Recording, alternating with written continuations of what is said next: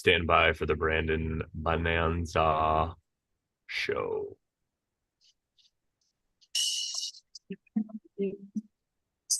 Oh, I did that thing where I might not have, and I'm getting a phone call. Hi, everybody. Welcome to the Brandon Bonanza show.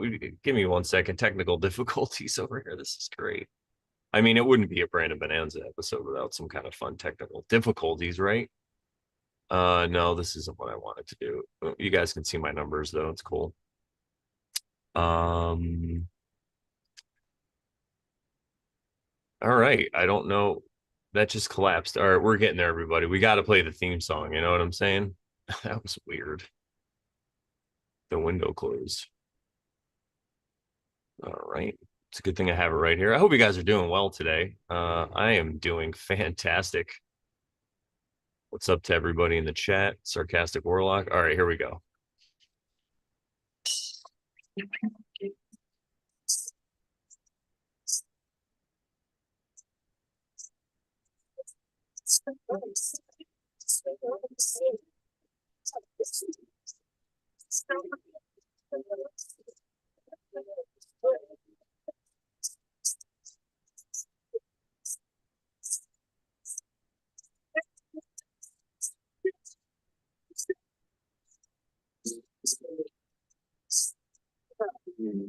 Yeah, what's up, everybody? Welcome officially now to the Brandon Bonanza show. I am Brandon, and this is my wonderful Bonanza. Hey, I guess we survived the Mitsubishi eclipse, everybody. I guess my video about the eclipse with sarcastic shout out to Sarcastic Warlock. I guess it saved some lives. You know, people dodging the Mitsubishi eclipses out there. Go check out that episode. It was a real fun one. I think you guys will enjoy it. But today we are going to be talking about Dune, which is one of my favorite topics to talk about. So excited to talk about Dune. And also, we're going to be talking about the Bene Gesserit specifically of Dune, because a lot of people think that they're like the bad guys or the bad gals of the Dune universe. And we are here to show you, that good and evil, what is it really? Like, we don't know, but we're going to get into that. And before we do, I am going to share today's quote. There we go. There we go. A beginning is the time for taking the most delicate care that the balances are correct. This every sister of the Bene Gesserit knows. To begin your study of the life of Muad'Dib, then take care that you first place him in his time. Born in the 57th year of the Padishah Emperor Shaddam IV. And this is from Dune, the original Dune by Frank Herbert. All right, and I am going to bring in the guest. All right, so I think he has me muted. What's up?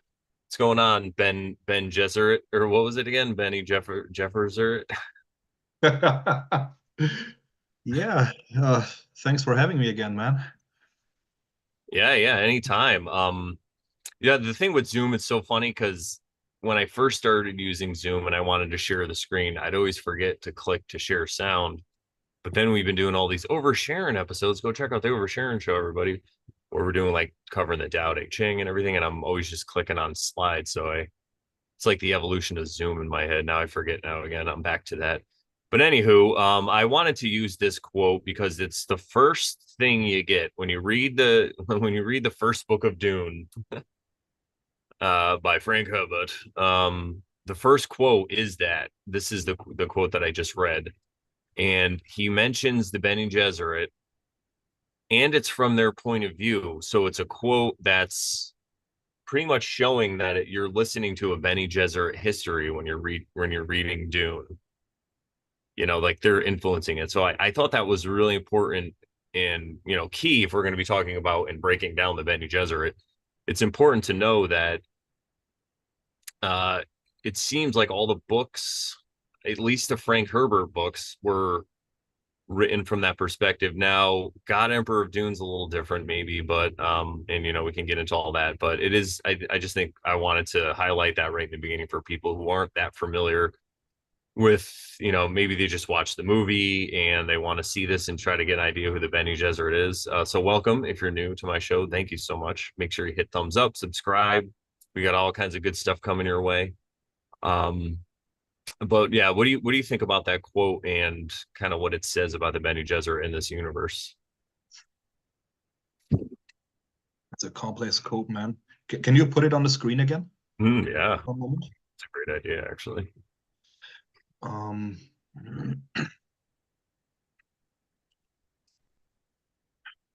yeah, that's the thing. I guess in those who watch the movies and start with the original Dune book have the um, have the picture of the Bene Gesserit, like they know what they're doing and they are really steering everything. And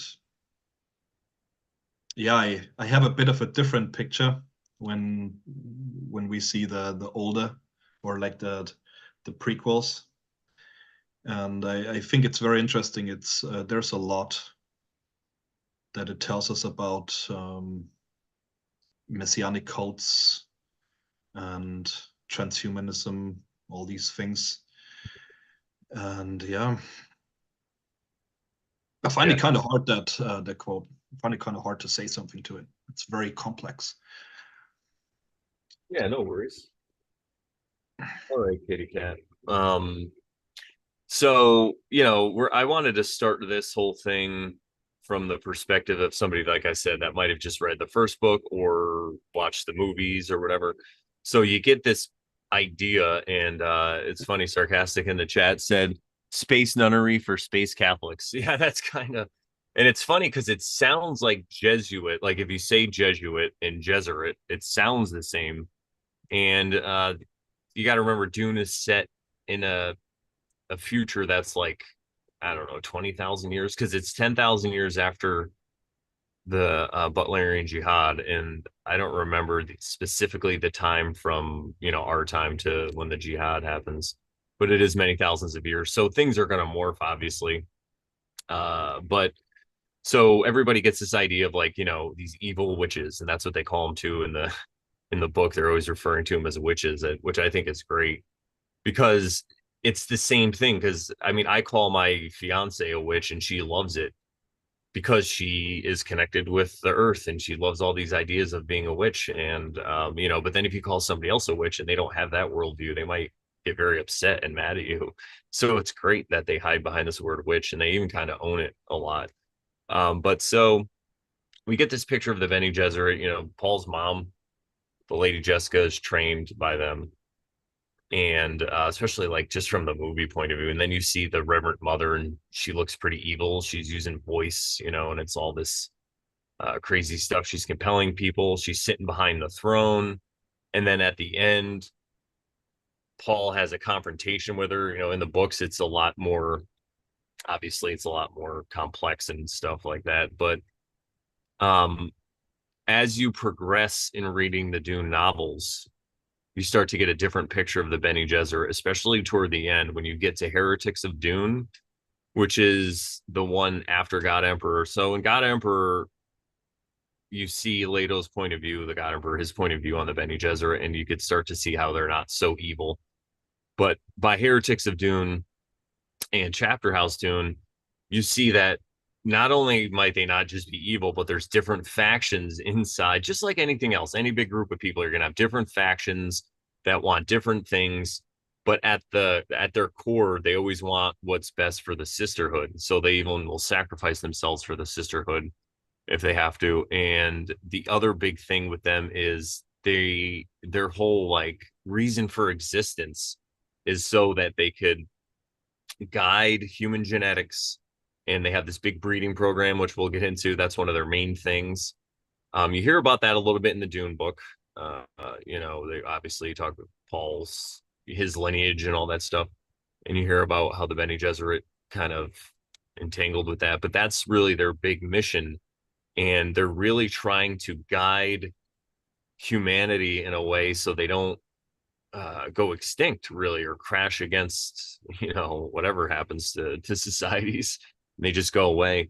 So they have this it kind of reminds me, well, I don't know if you talk about it, but people want to fix the world like the Tiki Olam kind of thing. It has a little bit of that to it.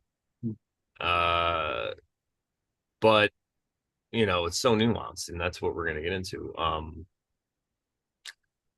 But I guess we could start, like I said, with Dune and Lady Jessica. So the story we find ourselves in, right? Lady Jessica is the mother of Paul. We find out that she was put there and she was supposed to have a girl, which ties into the breeding program.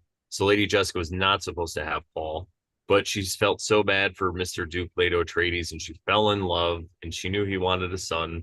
So she manipulated her genetics so she can have a son, which is another big thing that these witches have powers they can manipulate the Reverend Mothers, at least, which is another distinction. So you have Bene Gesserit, and like any organization, it's all women to be a Bene Gesserit. You have to be woman, but they do have men that do stuff or whatever that live with them and all these things. And then if you want to become a Reverend Mother, you have to go through the agony, and they show this in the movie.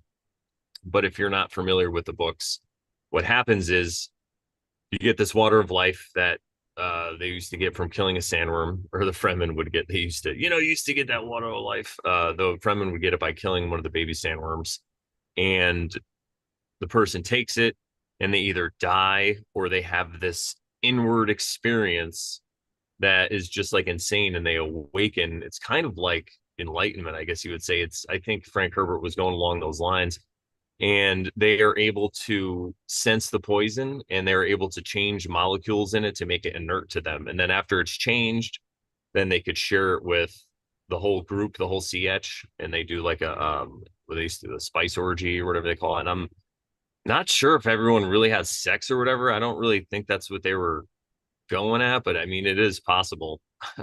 But at least he doesn't get really graphic with it in the novel. That's cool. Um, yeah, so I guess that's one of the first things we can talk about and break down, that whole transmutation and then turning into a Reverend Mother. I'll let you talk for a while though if you have anything to say about that. Yeah, I made a few notes, and yeah, it's very interesting, this whole notion of the witch, because if we look at it, what do the people know that just read the first novel and go with it? It is very different than the story, or how the story unfolds if we start in the past. Um, I've seen that people make like videos and shorts on YouTube and all, where they come up with, like, the Bene Gesserit and the Reverend Mother, and then there's like a higher one, the Fremen Reverend Mother, and all this, and it's kind of like warping into this cult on Arrakis, on Dune, which is totally warping the whole thing. Because when we look deeper, the whole thing is not about Dune. The Bene Gesserit, I guess they don't care about Dune in particular. When we see the villain, the name escapes me, the Harkonnen villain in the second Aaron movie. Harkin, Vladimir. No, the nephew, Oh, Phaedra Alpha. Phaedra. Phaedra Um, Alpha. Basically, he has the same potential as Paul. So it's like in every bloodline, they plant this mythos, they plant this potential to create the Messiah, and they go, like, like the Catholics do with their propaganda seminar. They have their propagandists, the missionaries, and they send them to all the planets, to all the cultures, and they implant this messianic belief.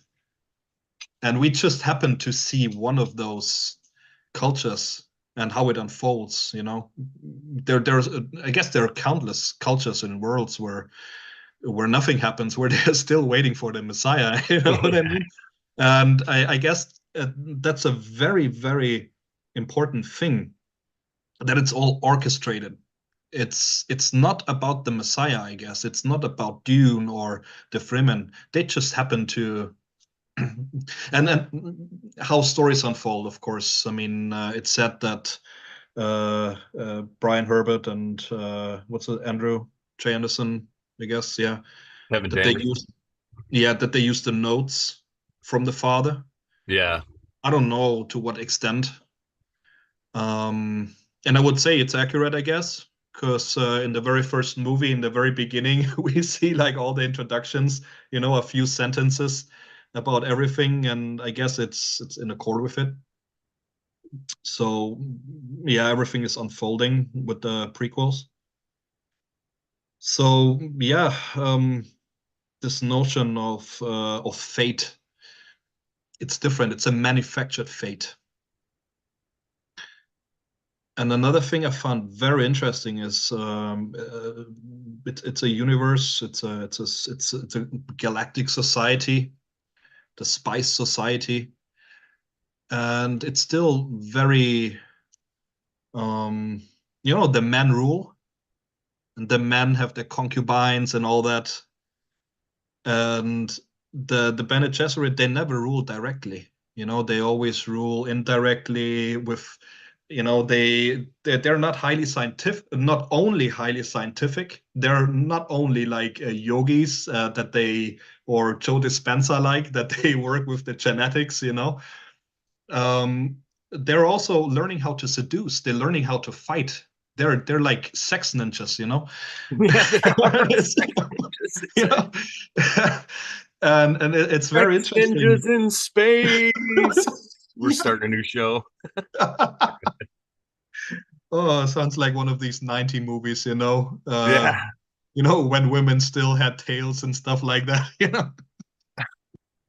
And I find it so interesting that it's all about being in the shadows, manipulating men to do their bidding, selective breeding. And the thing with the selective breeding, it's what women do, right? I mean, they have like they have a good guy that raises the children, and then maybe there's somebody, some alpha that they had some fun with. It's just like this, there is this potential to betray men, and I believe there's a lot that we can read from it. And yeah, with the space witches, with the witch, it's very fitting because witches were women that knew about the female body, the female nature. They knew about plants, supposedly, how to do abortions. They were the midwives. They knew how to bring children into the world. They knew how to, well, supposedly how to what's the thing, to give contraceptions and all that. So Mhm. basically the witches were in control, or showed women how to get pregnant or not pregnant, how to abort a pregnancy, how to pull through with a pregnancy and all. And I can imagine that this is a big thing, Hintergedanke. I think Americans know that word, right? Hintergedanke, Hintergedenk. I don't know. So yeah, lots of babbling. No, that's felt like I Um, was babbling too. If you got more, go ahead. I'm gonna add to that though whenever you're ready. yeah, the different factions. Yeah, in the early books, I mean, like timeline wise, there's a lot about the factions and how they operate. It's very interesting. The breeding program, and I Yeah, the think breeding program. a lot of people are not aware of that. I've seen it as well, that they say, yeah, yeah, the like Paul Muad'Dib, he is the male witch, and they try to recreate something and all, and that's not the case. It's not the case because there has never been a male Bene Gesserit. There was this planet, Rossack, I guess, Yep. the name, right? Hmm. And it was a very, very deadly planet, and some natural poison, radiation or something. and it did something to the females, not all of them, but enough, and nothing to the men. So it's basically a society where women were very powerful and men not. I mean, they were fierce and warriors and whatever, but yeah.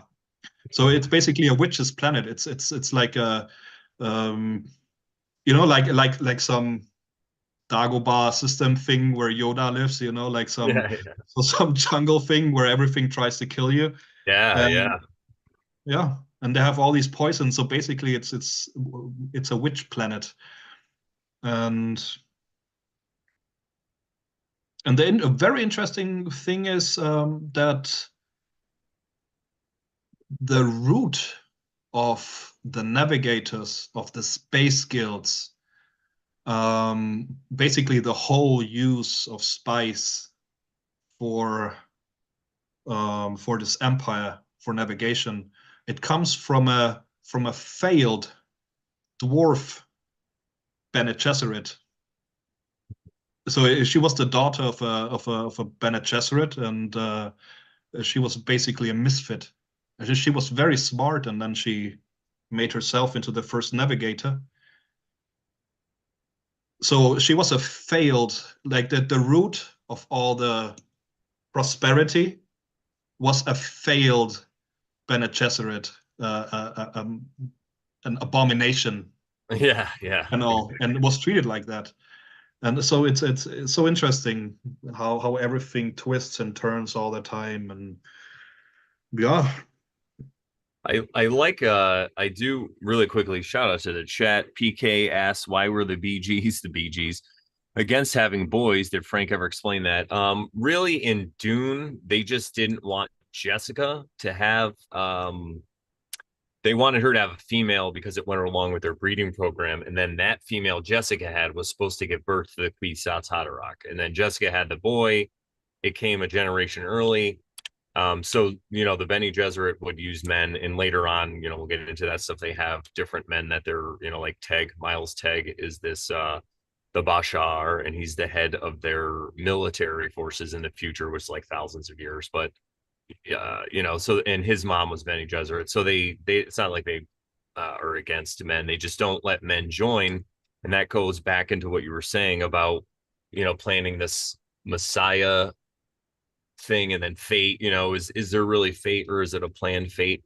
And I think it does go a little deeper because despite their plans, the Bene Gesserit had all these crazy plans. It kind of backfired on them in the universe. The creator, whatever it is, said, okay, fine. We're going to take your Messiah myth.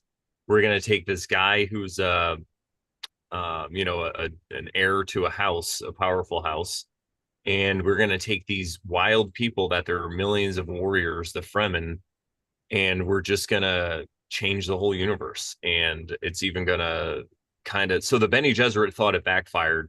But if you look at the overarching universe, the reason that Paul was doing everything he was doing in the books, the first Dune books, was he was trying to prevent this terrible jihad that he saw coming. And he also saw other things that they didn't really talk about. And I feel like that's what led him to then get with the Fremen and just do it anyway, because I think his prescient visions of the future showed him the extinction of the human race. And now they get into this, and God Emperor of Doom, Leto talks about it. Leto says he's seen it too, and there was like people were just cowering and hiding. Now they don't allude that it's the machines that did it, but later on you get to see the idea that, spoiler alert, the machines weren't defeated and they come back. So everything that he's doing, and then later Leto, everything he's doing, he calls it his golden path. So Leto has this whole golden path, and really what it is to just let humanity survive and not go extinct. And that's why he does all these crazy things. So yeah, I just wanted to bring that up though about the fate thing, because I think it's crazy how people think they can control whatever, and then they realize that despite your best efforts, this is what's going to happen because this is what needs to happen. Because if Paul Muad'Dib isn't the Lisan al Gaib, if he isn't the what do they call it? Kwisatz Haderach, if he's not that, then humanity's going to go extinct or whatever, which is like 100%. And then what you said about the roots of the Bene Gesserit on Rossack, they were actually the sorceresses at the time. They weren't quite the Bene Gesserit yet, but it's where it comes from. And yeah, Norma Sengva was the daughter of the head sorceress, and she Norma, yeah. is the Hmm. one that so you have the Holtzman engines. Everybody knows about Holtzman's engines, and that's what allows the navigators and the spacing guild, that's what allows their ships to travel so fast. They travel faster than, even light speed. They just kind of bend universe and they end up somewhere else. Now that technology in this universe was developed by Holtzman, T.O. Holtzman. And so you think he's like this great guy, but then when you go in the prequels, you realize that he was just like a scientist of today. He might have made a couple good discoveries, but he didn't even totally understand them.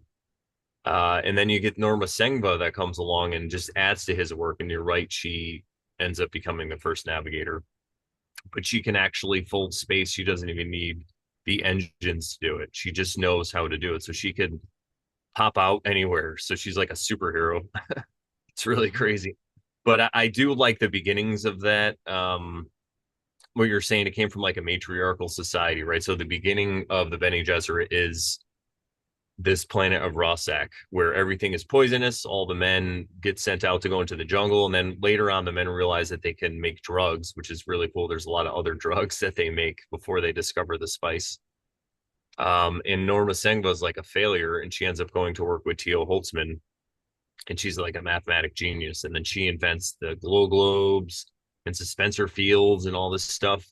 She's the one that does all this stuff. And her mom is a sorceress who has these mind powers of which the Bene Gesserit don't really have. And they explain all this, we can get into how it kind of branches off and stuff.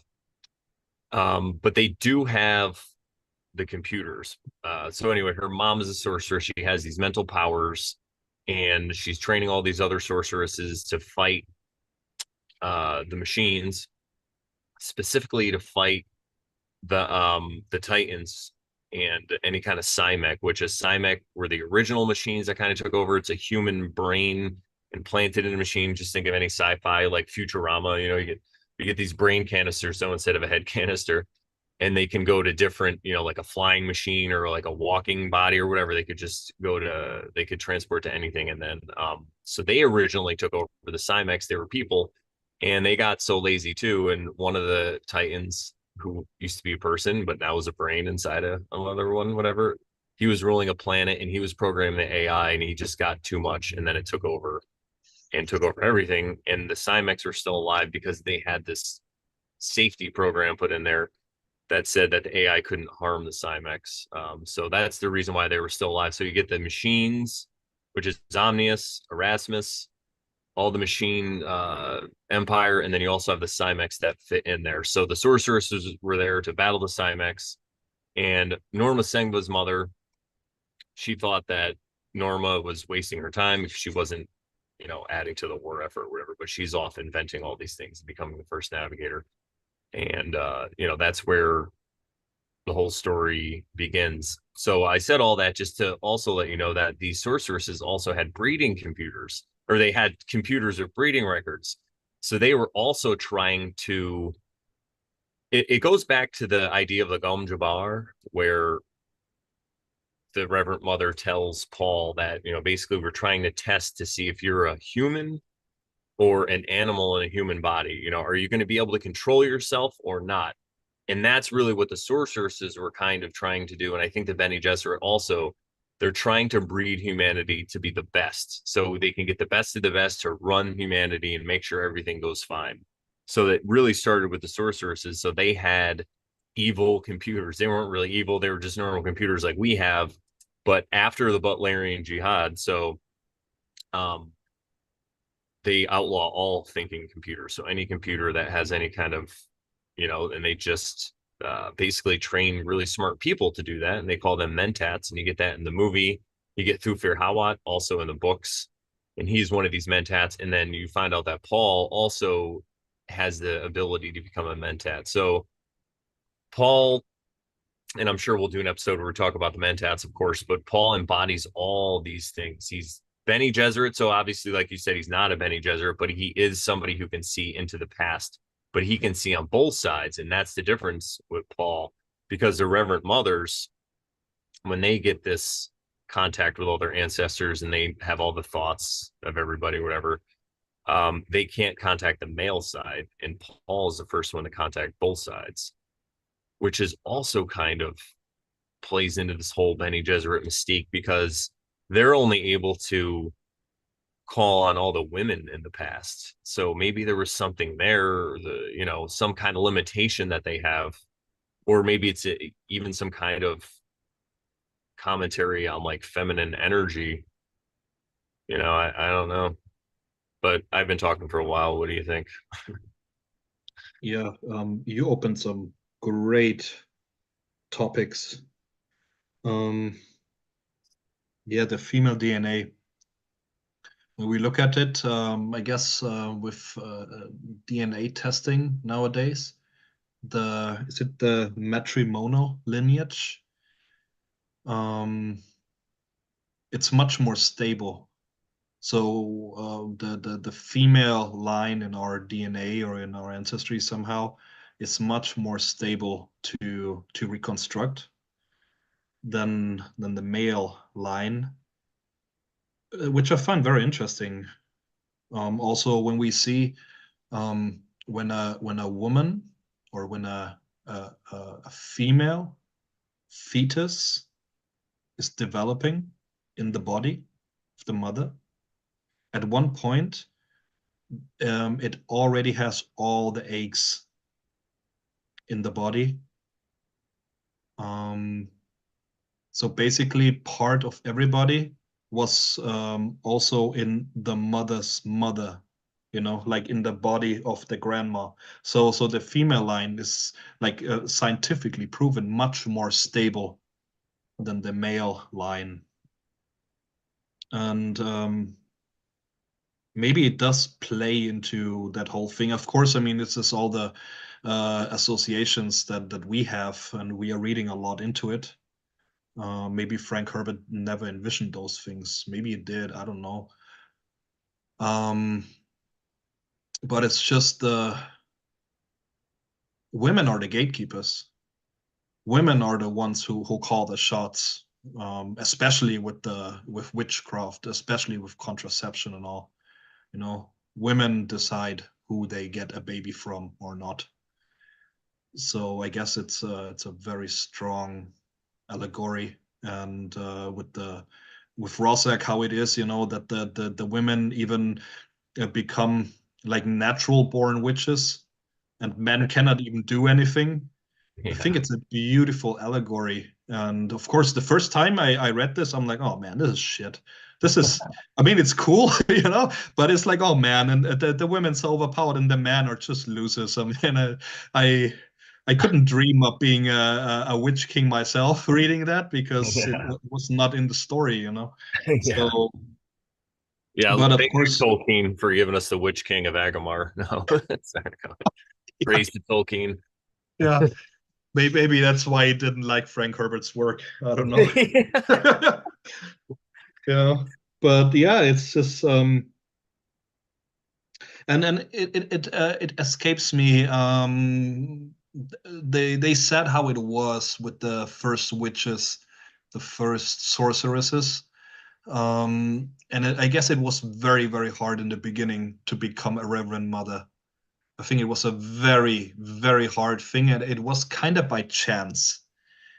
Like I think there was even one only, and then along the way you opened that up with the machines and the machine crusade and the Butlerian jihad and all, and there's this one incident where the machines, they're kind of engaged in the battle, and it's getting serious. Usually it was just skirmishes and humans were hanging on to dear life, but at one point people called out the jihad and everybody worked together, even the witches of Rossack.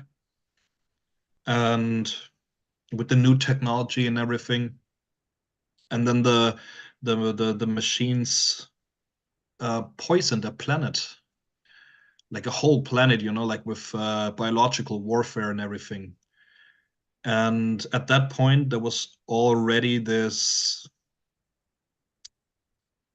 fraction, or this kind of fraction introduced, the Sook doctors, which are they don't have their own book or everything. They're just part of one book, I guess.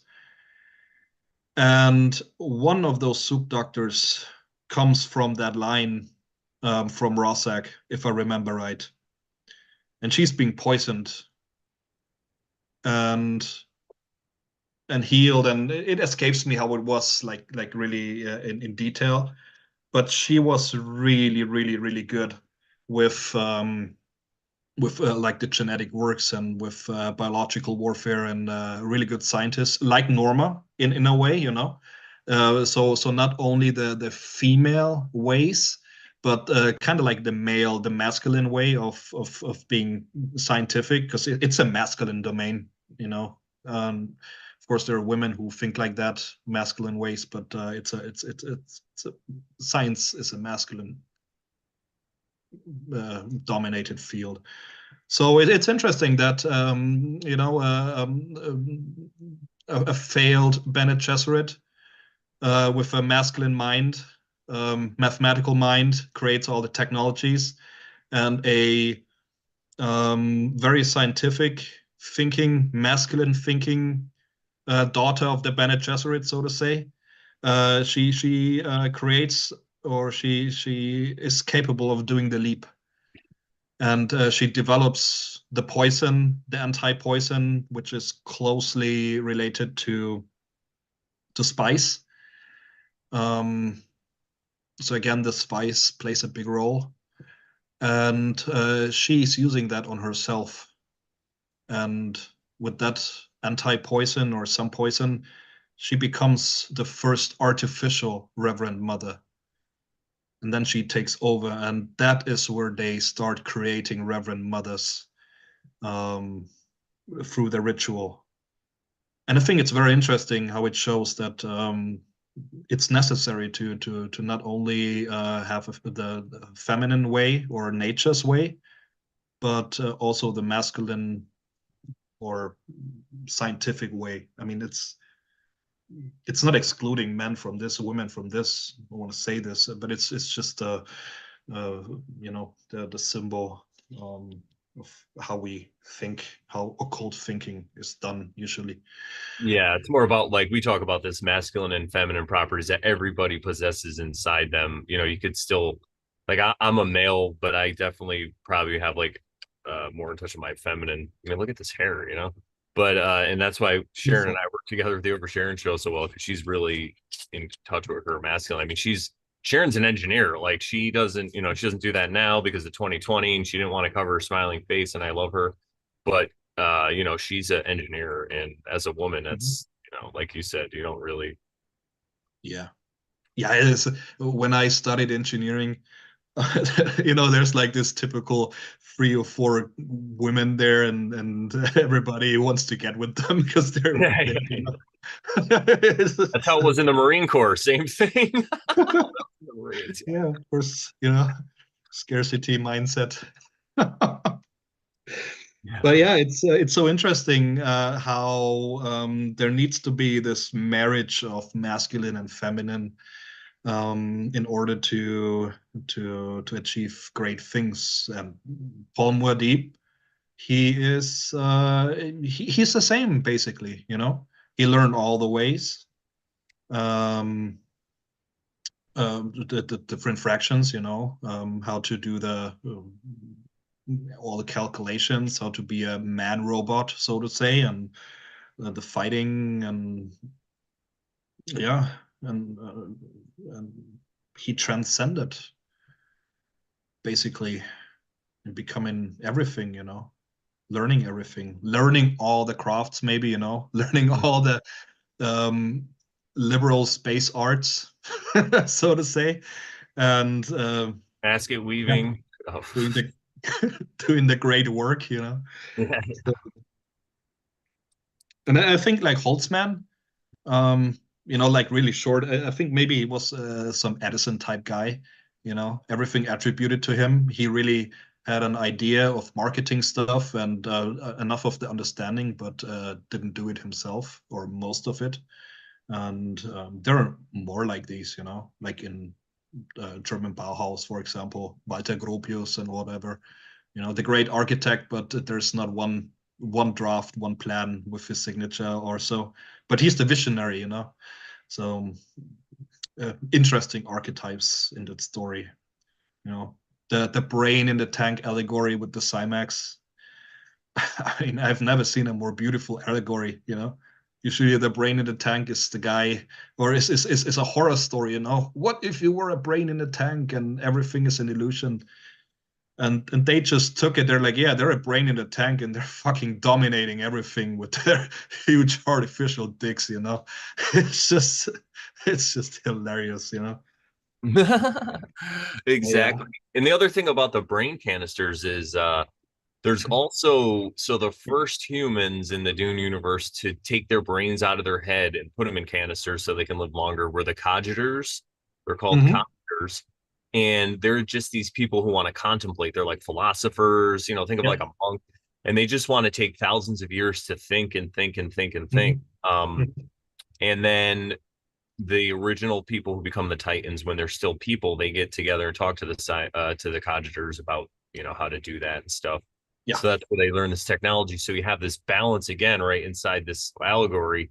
You also have on the other hand these cogitators, and it's really crazy because they just think all day, and it reminds me of these ideas of how there's people say there's like monks up on mountains and they're just Yeah. meditating all day, and if they weren't, we this realm would just like disappear kind of thing. So Hmm. I wonder if it is all existing in the minds of the cogitators in the Titans or something. That's how it Yeah. started. Yeah. I guess it's a reference to Descartes, where he says the first one cogito sum, and then later cogito ergo sum. The you know the thinking. You know, I think I am, and then later I think therefore I am.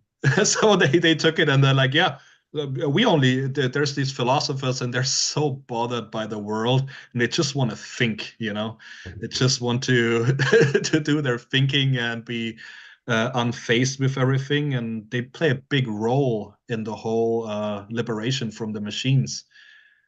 And I was always so intrigued. It's just they were not human in my estimation. They were like machines, but kind of represented the pure human mind, and the machine mind could never get beyond this, you know. And another point, I mean, it's just we are like there's so many points, and I think we Yeah. have to do a few shows to connect it, and I think Yeah, it's better totally. that way. Yeah, I And think what there's we this, can do is we'll mhm, talk more heavily in the Bene Gesserit in this episode, but we'll keep the thread going, yeah, and we can focus like on mentats or whatever. there's Shout out to one. Gnostic Chef and Tony. What's going on? What's going on? I just want to read something he said. Where was the thing I wanted to read? Like Jacob's ladder, you have most people headed up and a select few headed down with work to be done. But there's also something else he said. Oh, about the DNA. He said the mitochondrial DNA comes from the mother and is passed. Both Yes. sons and daughters receive mtDNA, but only daughters pass the mtDNA to their own children. Okay, so that's just to clarify. Thank you, Gnostic. By the way, go check out Gnostic Chef, his channel, everybody. He's got some good videos on there. He's up and coming just like me, so we're probably gonna get together soon and do something. But yeah. Yeah. Yeah, thanks for the clarification. Very good. Yeah.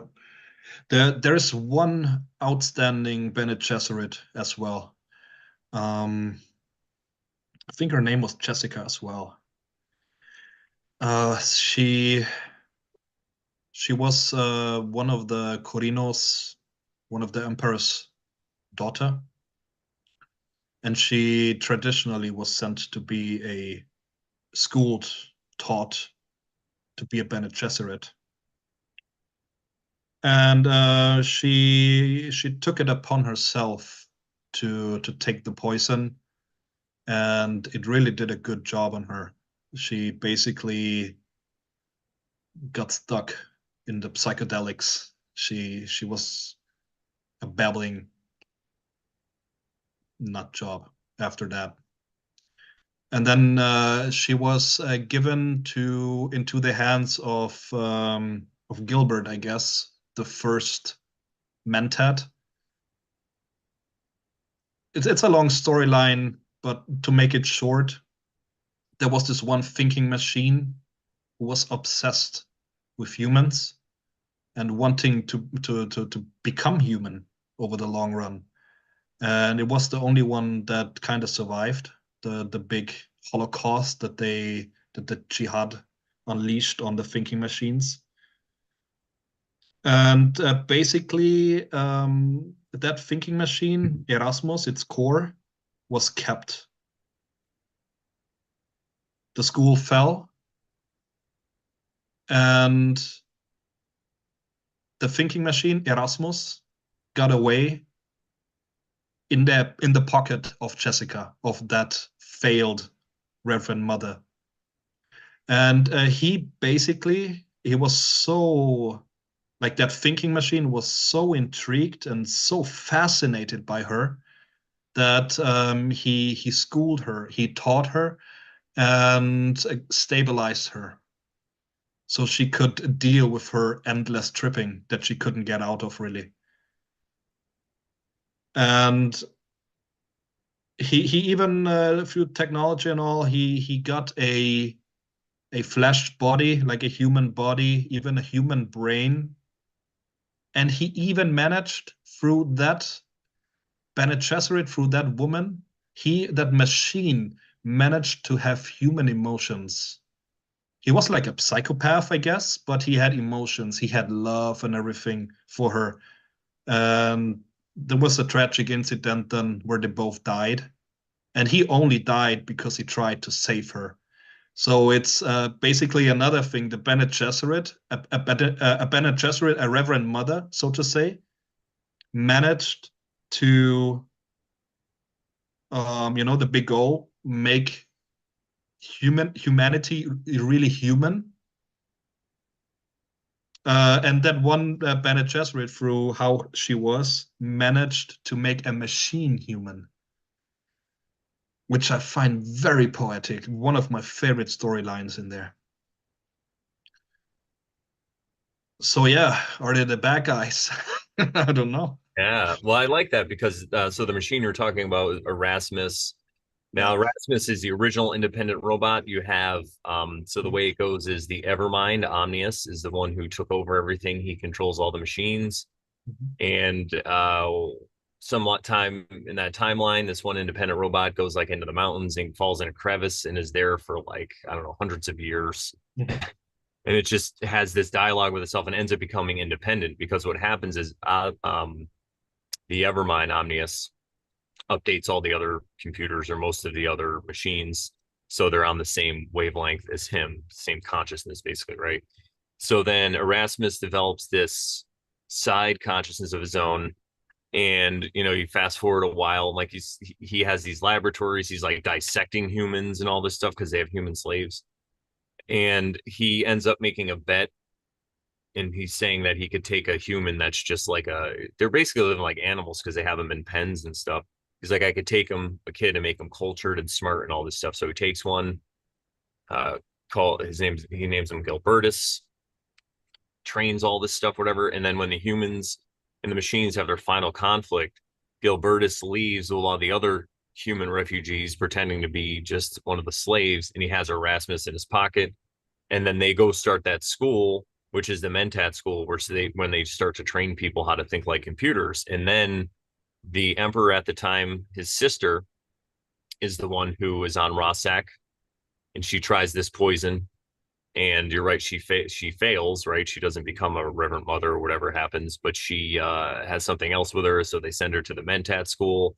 She becomes good friends with Gilbertus and finds out about Erasmus, because the funny thing is also that Gilbertus has his Mentat school on the one planet where there's all these people that, because this is years after the jihad, the Butlerian jihad. It's just relatives of the people who were around then, except for Atreides. Another long story. He lives for a long time, but Yeah, yeah, um, I don't want to go too far and get too lost. But yeah. so where was I? The planet with the Butlerians. Yeah, the Butlerian. So Gilbertus starts this Mentat school with the core of Erasmus, which is like, it's like he lives on the planet he lives on are all these people who are like fanatically against machines, and they're going around like smashing calculators and shit, right? Because they're just keeping this alive, like this whole thing that was created in the jihad, the Butlerian jihad against machines, was kept alive after they won by people in power. And it's a whole other thing we're going to get into, I'm sure, and talk about one day. So anyway, Gilbertus is there on this planet. He just finds himself there, and he has this core of Erasmus, and that's when the Emperor's sister is there, and she's all screwed up, and she is able to, like you said, be healed by Erasmus, and then in turn, Erasmus falls in love with her, and then they both perish. So when the machines come back later on, there is an Evermind and an Erasmus, but it's a different Erasmus. Like that was a branch that branched off. So you get kind of a different character. But speaking of all that stuff, let's see. Yes, Gnostic Chef, let's do a, and then Sarcastic wants to get on that. Yes, Baron Strawberry. Hey, what's going on, man? Good to see you in here. How you doing?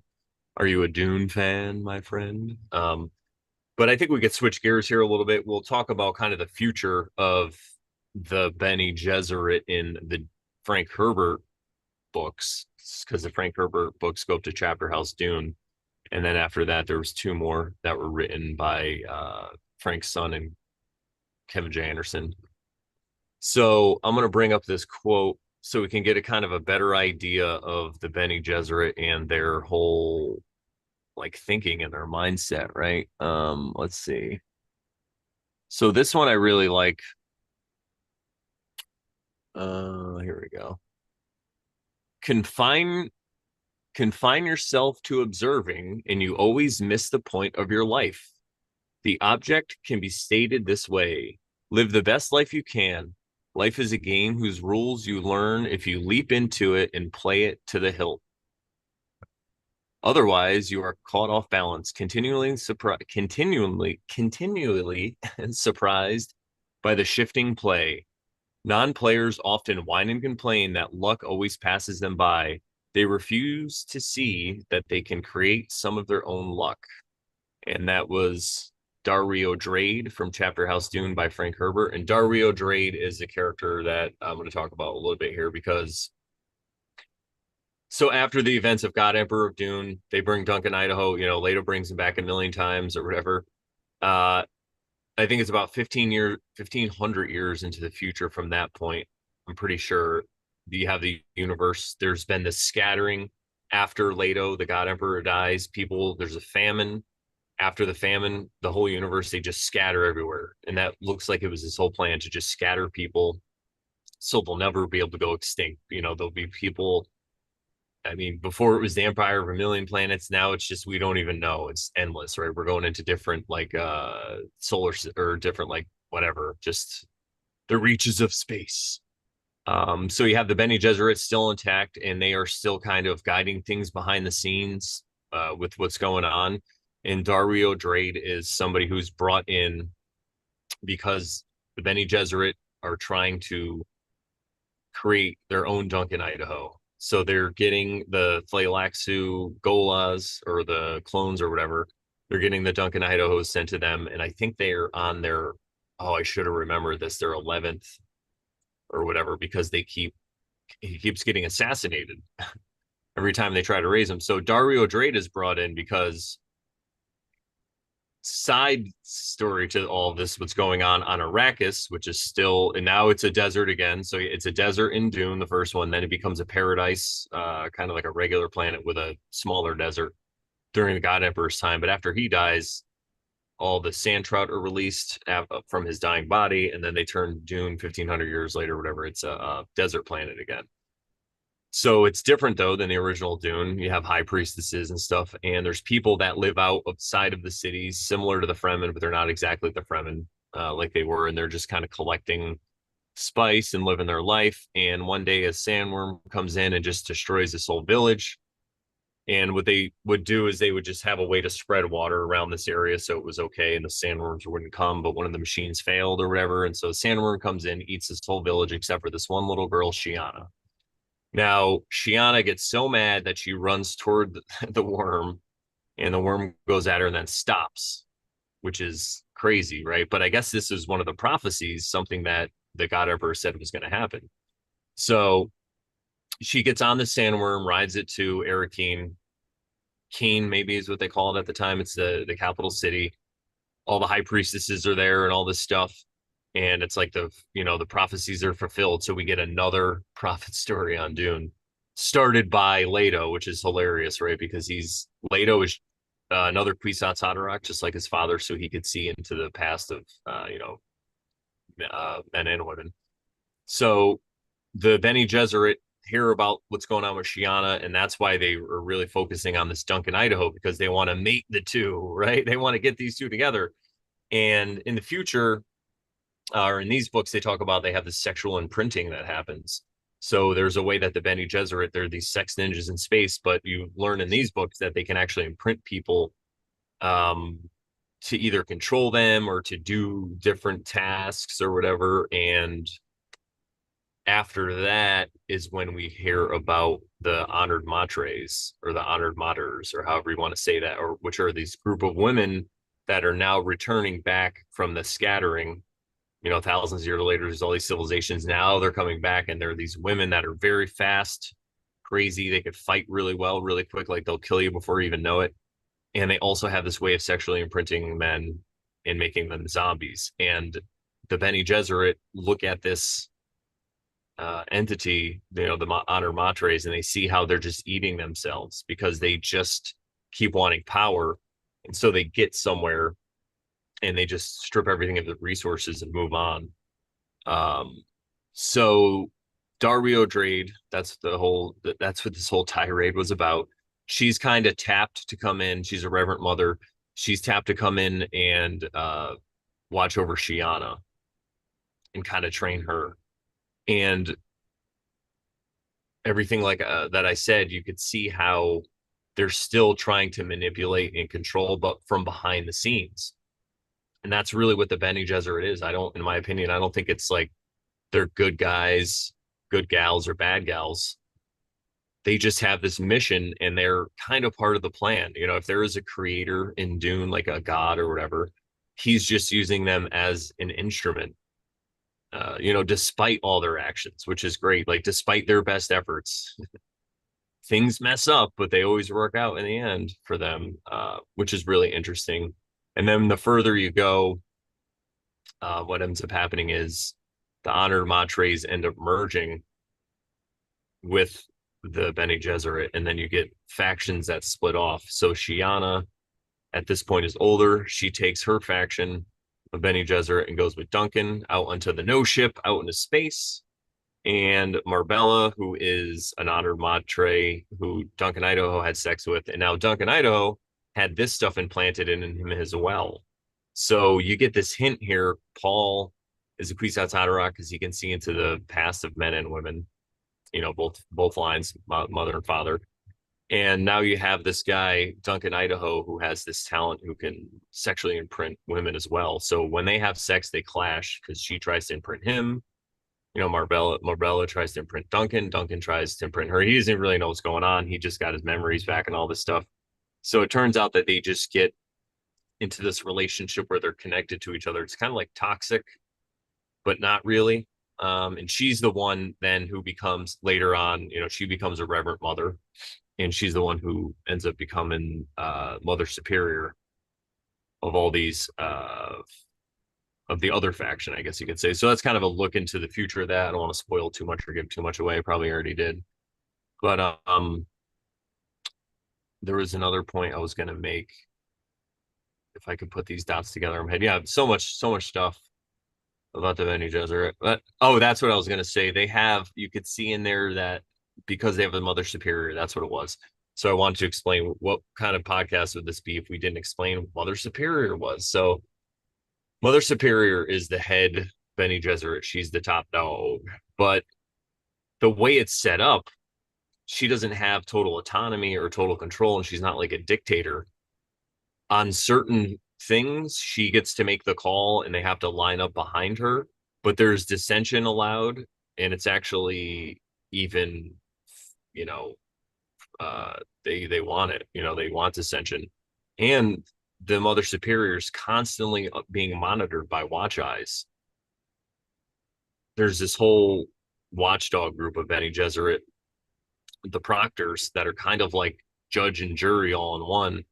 And if she messes up too much or it looks like she's losing her faculties, they'll just pull her right out of there. So I think that's another element that people are, obviously, if you just read the book or watched the movie, the first one, I mean, first, second movie, but just read the first book, you're not going to understand that as well. So this hierarchy that they have is really fascinating. It's much different than anything you would see in any other kind of society or group. Even in fiction, there really isn't like a group that you could that totally would line up with the Bene Gesserit, which I love. I mean, the Wheel of Time, which came after, you get the women who can channel. Oh man, did I already forget what they're called? Uh, too much book stuff. I'll think of it after. But other than that, I guess that's kind of similar. But again, that came after, so I'm sure it was influenced by the Bene Gesserit. Mm. Yeah. It's so interesting how the Bene Gesserit have been there before the Muad'Dib, before the God Emperor, and after. So it's a much more a longer storyline. It's all embedded in their efforts. Um, yeah, it's so interesting. I mean, it screams eugenics, right? And Yeah. it's just when reading it and reading about it, it's like, oh yeah, it's amazing. Yeah, of course, we want to breed the best humans, the strongest, whatever, conscious evolution. Of course, it's very shit when you're living in it and are not the best one. And there's several occasions where they show it, right? The failed experiments and all. Um,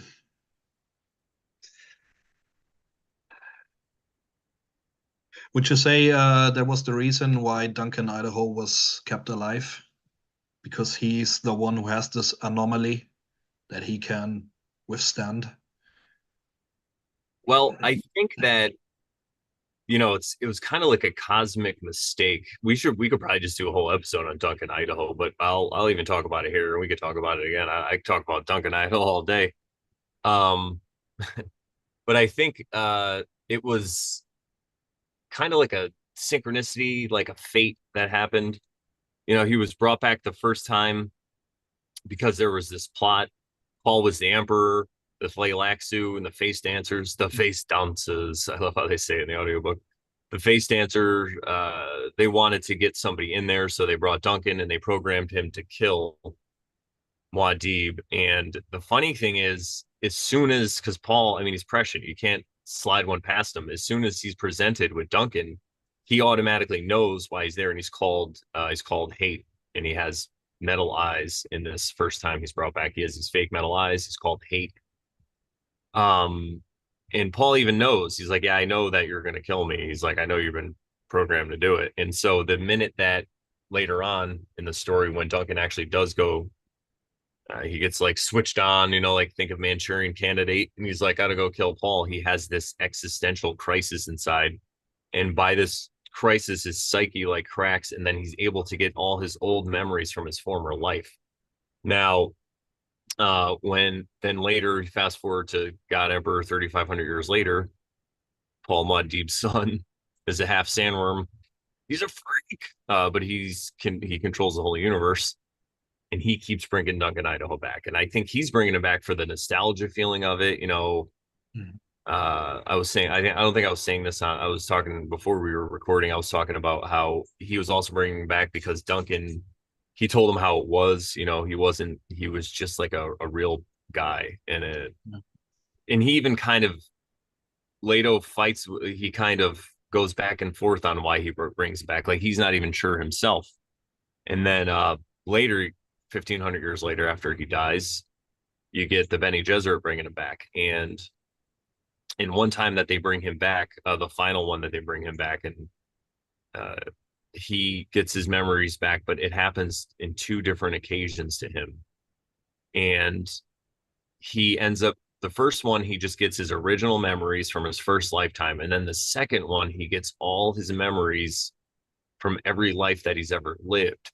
And it gives him this perspective. And I think the reason that Frank did that was to, because later on you have the clash with basically man versus machine, right? So Duncan Idaho is pivotal there because he has experienced and he's been killed so many times and he has a memory of dying so many times in so many lives that he has this. It's like if a person lived to be 500 years old, they would have a much different outlook on life and things would not bother them that bother the average person, right? So it's just like that times a million.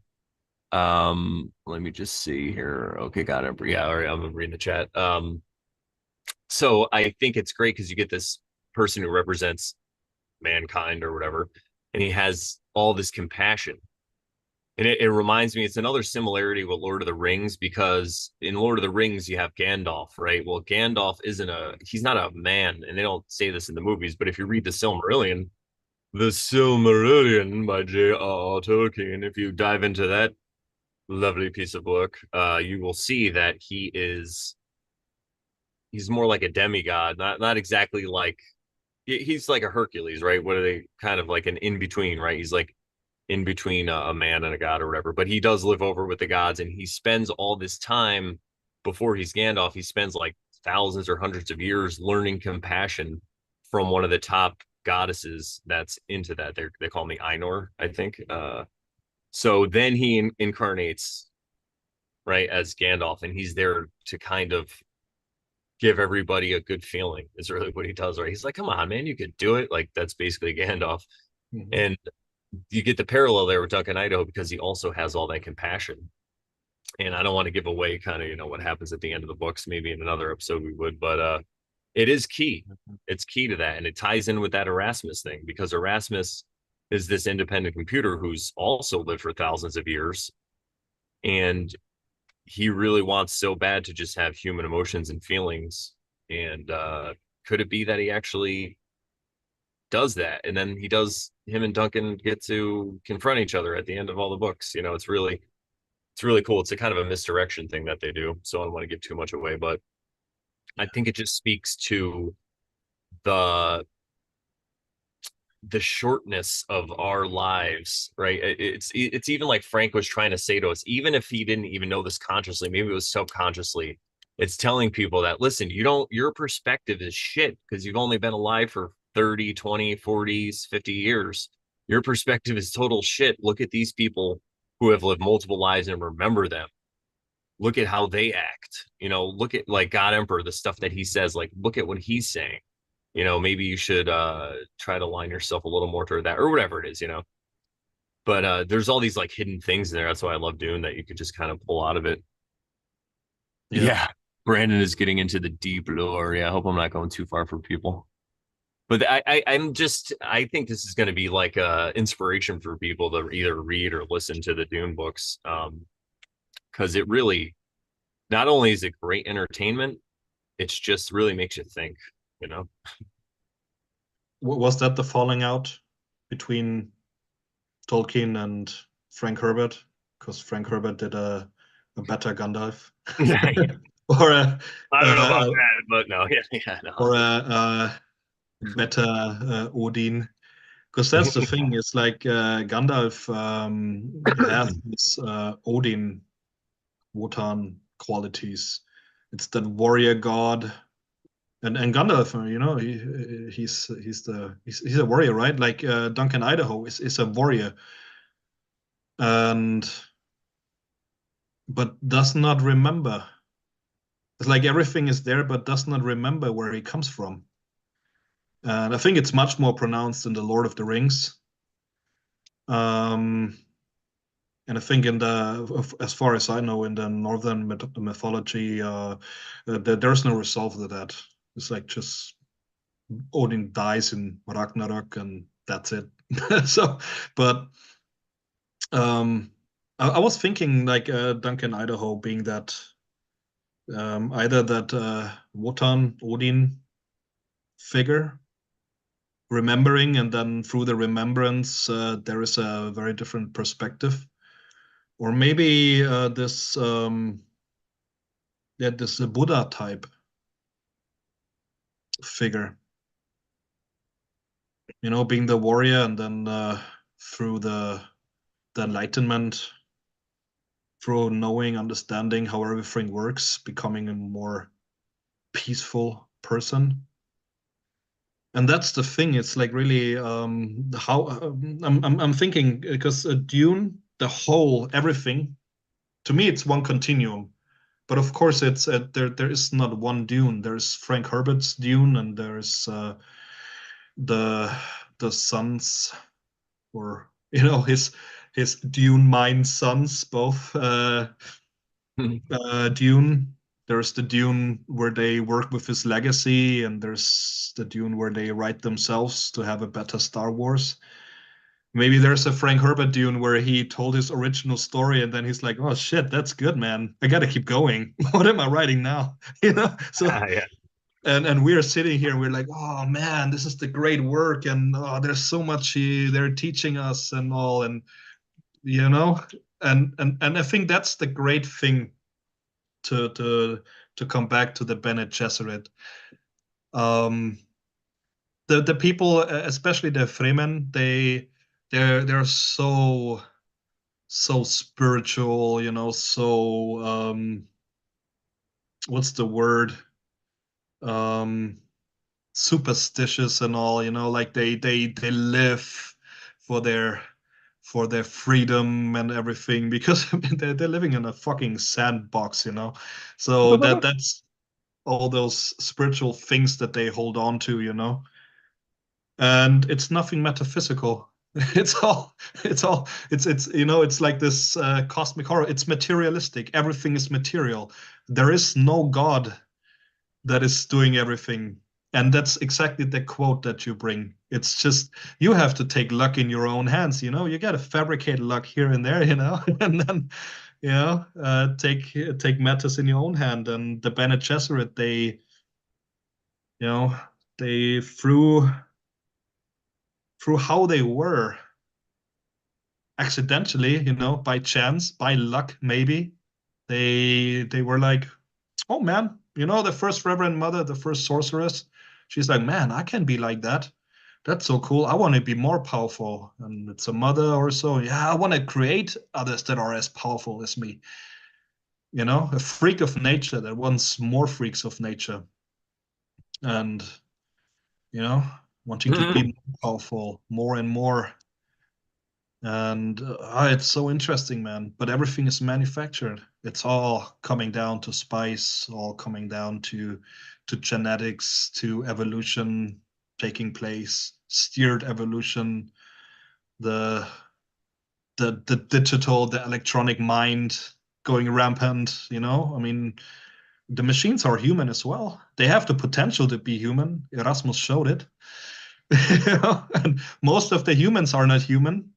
Yeah, yeah, You know, um, exactly. and I mean, where does it come from? It's like that notion of becoming human. I don't know if it's Christian, Judeo-Christian per se. Yeah, I guess, Tico Molam, the cosmic Adam, the cosmic man. That's or in Yeah, are the Bene Gesserit about the cosmic woman, or do they want to make the cosmic man? I don't know. And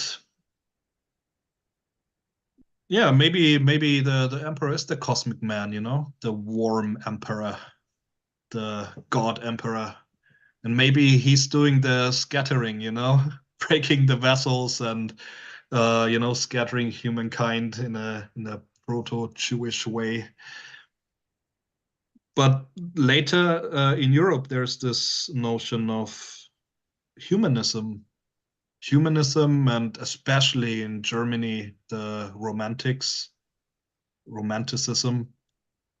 It's not that the lovey-dovey shit, but it's like, that there's something inside us. There's an artistic approach to life, not just the purely scientific, but art and poetry and everything, and wanting the unity with the world and nature and everything, and becoming human. There's Novalis, Herder, and they were speaking about, yeah, we are not human yet. Nietzsche in the same way, he's talking about being superhuman, but the others at his time, they were like, yeah, we're not even human yet. So yeah, overcoming the beast. The Bene Gesserit being the Nietzschean bridge.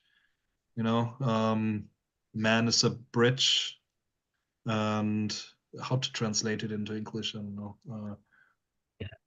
Man is a bridge. Man himself is a bridge towards Superman or the Overman.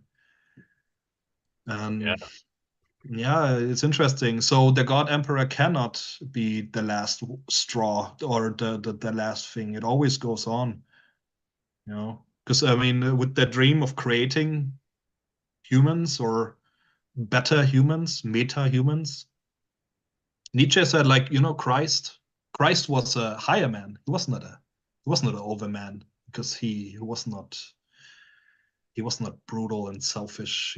He gave himself for everything. And if we look at it, Paul Muad'Dib and the God Emperor, his son, they did everything for the sake of humankind. They were not that as well. And I don't know, like we can read so many things into it. It's a rich story, rich lore.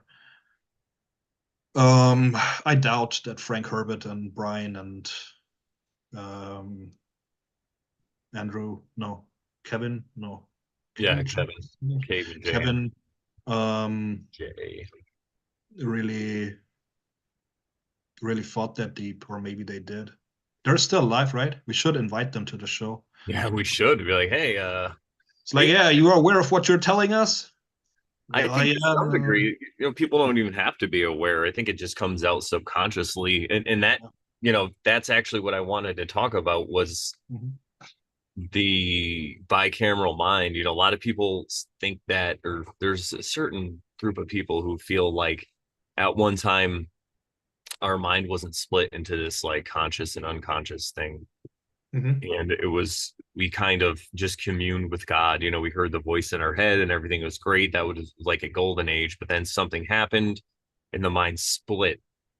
And it reminds me of any kind of parable, like even the prodigal son, right? It's like you have this division, things go out, they do their thing. There's good and evil. They're fighting each other. You got humanity on one side, right? You got machines on the other side.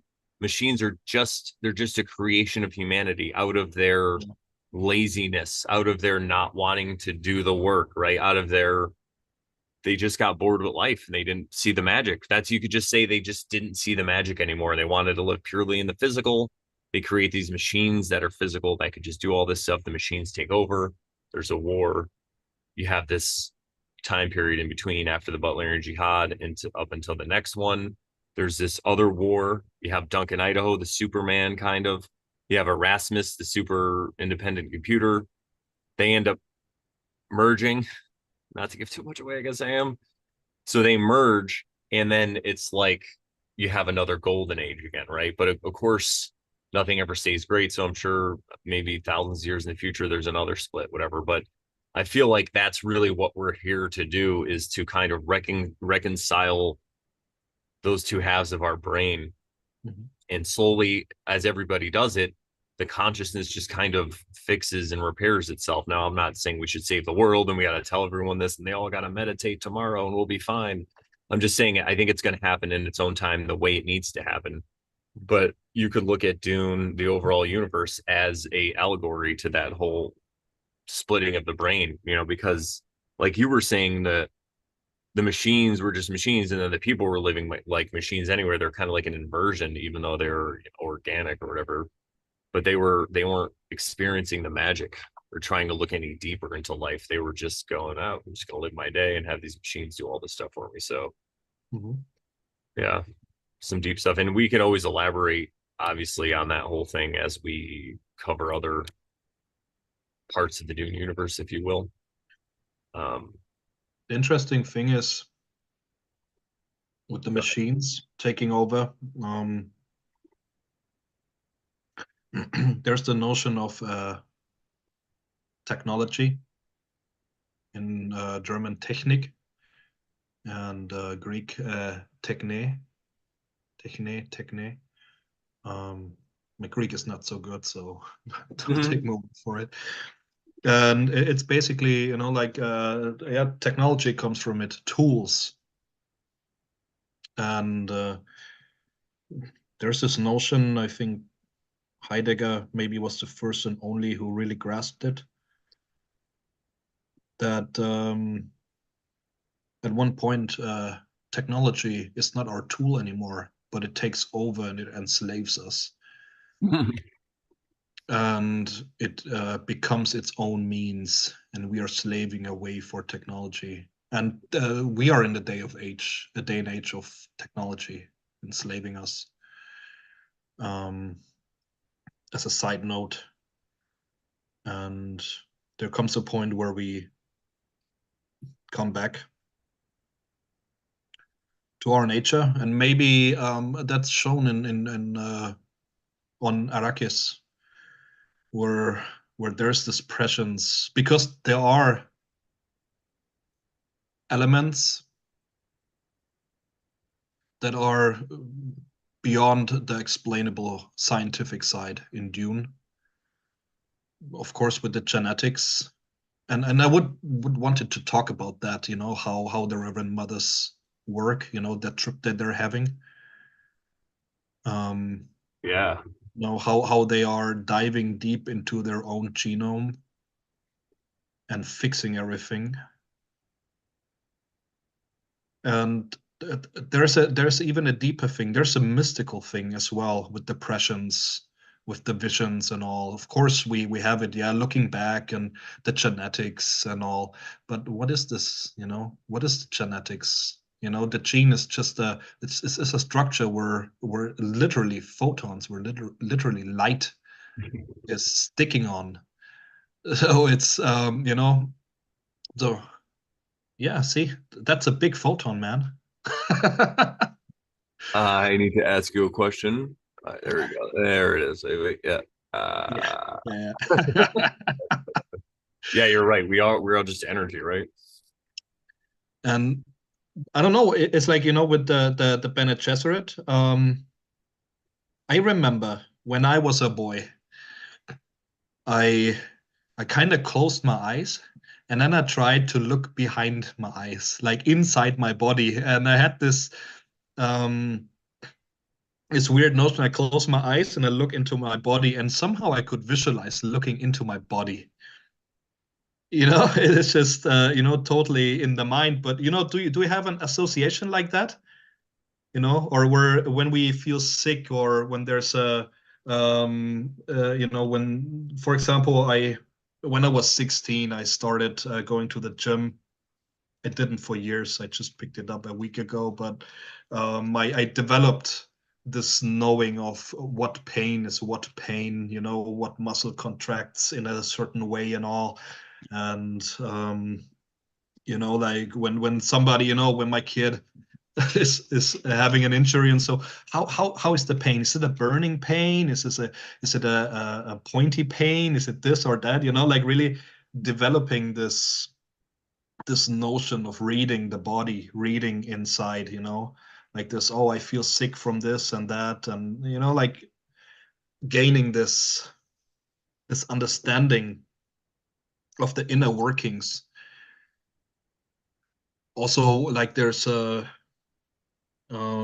this great book from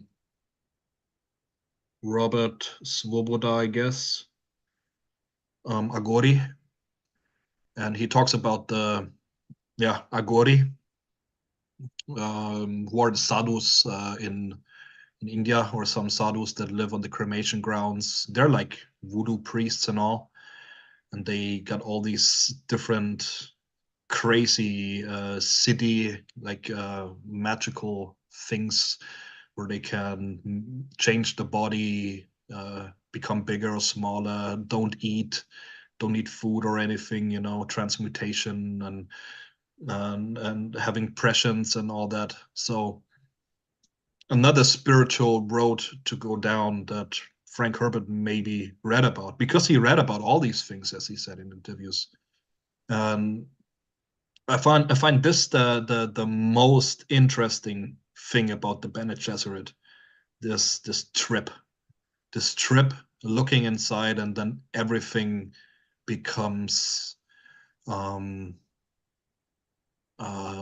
visible and controllable. You know how pranayama, breath work. Once you do pranayama, you work with your nervous system. You can slow down the heart, make the heart faster or so. Um, the Taoism, the Taoist practices. I started doing some Taoist practices years ago, with sexual practices of harnessing the own sexual energy and all, through controlling the orgasm and separating the electronic, or the electrical impulses that we get. That's the pleasure, and the muscle spasm, that is the ejaculation.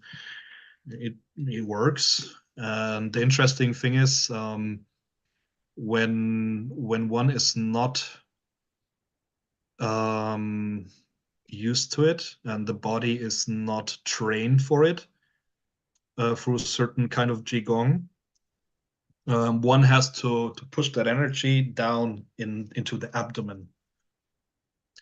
Um, it's like a battery, It's like the guts with the flesh and the water and everything, and then the fat layer. It's like a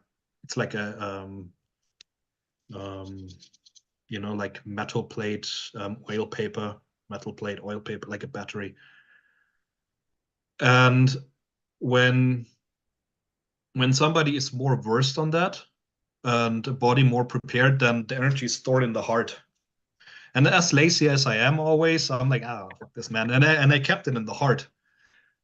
and, and for like at least 2 years or so, I had problems like heart palpitations Oh wow, and I can see panic that. attacks, and where my heart was beating too much.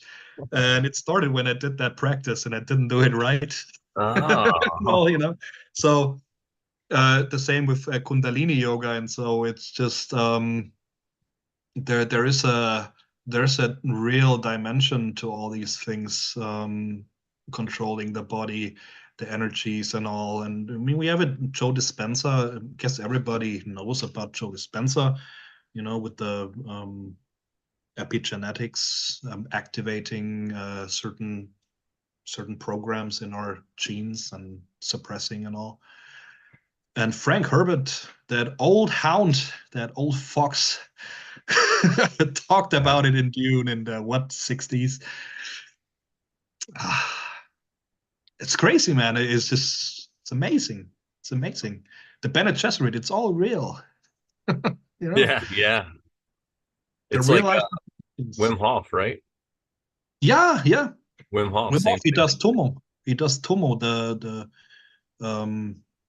the monks in the Himalayas put wet rags or so over the body, and then they meditate, and you meditate so that you envision a really small small point of heat in your hara, in your abdomen, and it gets bigger and bigger and infinitely hot and all, and then you breathe. And yeah, Joseph is very experienced with that.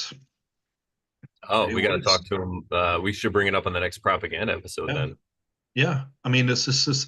I tried the Wim Hof things as well, and I did it for some time, and every time I did the breathing, everything turned like really like death is seeping through reality, and I didn't like it, so I stopped. Not your path. I yeah, I wasn't ready at that time, but yeah, it's that analogy with the Bene Gesserit, the body control and everything. It's, Well, I I don't know. think that the whole thing with the Wim Hof, I've tried a few things too years ago though. I was like, this is like 2015 or something. But one thing I took out of that is anytime I'm cold, or a lot of times I like to take either lukewarm or sometimes a cold shower, or if you have to jump into cold water, I just remember to stay focused, like on the present moment, and breathe deep, breathing through my Yeah. nose deep. And it doesn't seem to bother me. I always notice it's when the cold hits me and then I freak out about it is when I have this reaction. It's so funny how you could just stop Mhm. that right in your brain. You know, same thing with sex, like you were saying, semen retention and all that stuff, and you can build up the energy. It takes all this looking within in attempting to control the functions of your own body instead of Mhm. letting them all be on autopilot. I mean, I guess we could keep the blinking and the heartbeat on autopilot, but some of the other functions, it's kind of neat to be able to warm yourself up or even cool yourself off if you need to. This is Mhm. that's hinted at in Wheel of Time as well. There's certain people who could keep themselves from sweating. You know, they have this mind Mhm. control of the body and the different functions. And I, like you said, yeah, it's huge. And Frank was talking about it almost what 60 years ago now, Yeah. right? Like next year it'll be 60 years. Yeah. Yeah. It's crazy. Now you gotta like hear things like Wim Hof or Joe Dispenza, but if you just read Dune when you were a kid, and oh, that's what I wanted to say. When you looked inside when you were a kid and you had a vision of the inside of your body, it's because nobody told you yet that you couldn't do that. You didn't have this limiting belief. Yeah. Yeah. And that's why as kids we're able to do so much, and it's so magical, and it's such a tragedy when uh whatever, it's perfect, right? We all had to go to school. Most of us went to a school and got indoctrinated, but you know, they Yeah. really take that spark out of you sometimes. But I'm gonna try to start envisioning that. That's amazing. I'm gonna start, especially if I don't feel well or whatever. I've already done like there's certain meditations I do if like I have pain or whatever, and letting go and stuff like that. But I think to close your eyes and try to just go inside and imagine fixing it. I mean that's Yeah. amazing. Yeah. And I don't even recall that I'd ever talked to anybody about that as a kid or so. And I mean, it's a very important thing about the magic that's happening. Cannot talk to other people about that. Yeah. Years later on a podcast. No. Ah, I'm from now. With all the misfits in here that get it. Yeah, I'm recruiting. Yeah, yeah. Most of them they're on the same page. Like Sarcastic has been saying, he said based Jeff. He goes, Nietzsche wasn't superhuman, but his herald, a bolt of lightning foretelling his coming. I am here now. That's what Sarcastic said. Yeah, And then he yeah, I said mean, Jeff again. yeah, yeah, yeah. I mean, Nietzsche. He only built the how is it?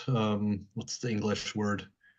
The entrance hall for the superhuman. So we have a lot to do, man. We need all the Superman that we can get and superwomen to finally transcend. Yeah. I mean, I think it's happening, you know. And again, this isn't a thing of like, I can't wait for paradise and the world's going to be so much better. But I'm just saying in my own life, I see it happening. And the people that I'm connecting with Yeah, here, just here with you and the people in the chat, and you know, it's just amazing. I really feel like it's like that song, "The Future's So Bright, You Gotta Wear Shades," right? Like, Yeah, yeah. yeah, sarcastic said I would love a conversation with Jeff. Yeah, he's huge into Nietzsche, but he doesn't read German totally like Jeff does, so that'd be interesting. We could definitely based. He's calling you based, Jeff. We could definitely coordinate that, and I'd love to be just a simple man on the side of the conversation. So when you guys get real deep, I could be like, oh, well, this is what for the normal people here, because I'm sure Yeah. you're this way too because you're an INTP, but I'm able to take like these crazy concepts and then break them down easily for people. I did it really well when I was Yeah. in the car business. Like I was a service advisor, so people would come in with their car and they want it fixed. So they Mhm. talk to me and then I talk to the mechanics. And that's when I realized I had a good talent for it, because I know how the transmission works and the gears and the engine and the combustion. I understand all that, but most people are like, what? you know? Yeah. Yeah, I mean, with Nietzsche, yeah, that would be good. Um, a few weeks ago, I figured out Nietzsche. I transcended it. I don't need to study it anymore. I can say why, but I won't. Um, How dare you? No. it's like when you read Heidegger and Nietzsche and so in Germany, then you're a bad guy, then you're a Nazi. It's Yeah, really yeah, yeah, the self-castration of the Germans. Not Nazi wise. That was like real shit. But like what was before. I think the German spirit. It was like the Tower of Babel. It just that there was a phase where philosophy and the occult sciences and the arts and everything peaked so much that it collapsed, really. And we are just I'm just a decadent German. I don't have the German spirit anymore that yeah. was there. Um, and the thing is, when I was at university and studying philosophy, there was a seminar about the where we read Herder and Nietzsche and Novalis and all, and talking about the humanitarians and all. And I looked into like deeply into the Zarathustra. Oh yeah. Yep. And the thing is, Nietzsche, he was not accepted as a philosopher, but he was a very, very, very good philologist. So he studied Greek and Latin, maybe other languages, I don't know. And he spoke, or he could read like the Bible and the Jewish texts and all, and the philosophers that made up the Western philosophy in the original. And he had a very deep understanding. And I in like for the next few years, I would like to attempt to decipher his works. And I am not aware of anybody who did that yet. What I mean is, for example, the very like first, I think I went through the first 3 or 4 chapters in the story, and there are so many. I mean, it's all allegories and so many references to the Greeks, to Christians, to this, to that. He's bashing one philosopher and one religion after another. This is so fucking rich. It's just mind-boggling, and how much Nietzsche knew and understood. It's just mind-boggling. And most people, especially Germans, they just get stuck up on his sister gave his walking cane to Hitler. Yeah, Nietzsche would have hated Hitler. It's just, you know what I mean? It's just so sad. The self-castration. yeah. I think really to bring more context into this, and so many people talk about this in so many different ways, but I'll just say the best way to say the most succinct way I could say this without really making too many claims is I think the Germans in that area, those people still had the technology to build these buildings that we see everywhere that we can never build now. Hmm. And I think they just got subverted, and the subversion came in, and then I think they saw the mustache guy as their hero because he was saying a lot of the right things. But unfortunately, I think the banks, well, we say unfortunately, but I feel like it all had to fall apart to come back together again anyway. Um, so I feel like it's all part of the perfect plan anyway. But I really, the same thing, because they had these in Germany, had these high ideas.